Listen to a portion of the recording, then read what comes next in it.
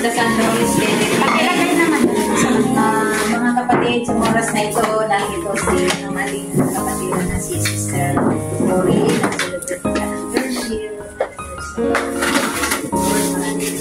na Lord, thank you sa pagbibigay mo po ng liwanag sa mag-asawang ito. Yes, Lord. Kay Lori at sa kay Christian, Lord. Bless po ang relationship nila ng mag-asawa. Kahit malayo po ang bawat isa sa kanila, Lord. Harmonious relationship, God, mula sa iyo, God. Pagtibayin mo po, Lord, ang kanilang relasyon, Lord, bilang mag-asawa, kahit malayo po ang bawat isa sa kanila, Lord. Find them with your love, God.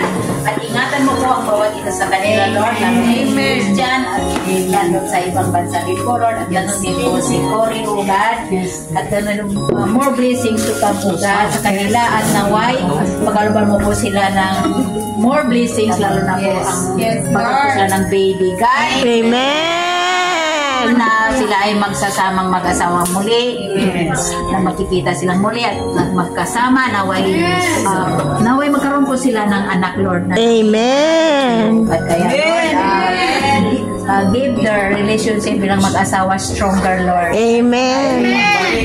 Thank you. Bless mo po ang mga pagkain na ito, Lord. Yes, Lord. Pagsasaluhan, Lord, sa kanilang celebration, O God, na ito po yung magbigay sa amin ng kalakasan sa aming katawan, O God. At maraming pong salamat sa blessings at financial blessings na pinagkaloob mo po kay Cory at sa financial Amen. ngayong araw na ito sa handa para sa kanila 30th anniversary, O God. Lord, we pray in Jesus' name. Amen.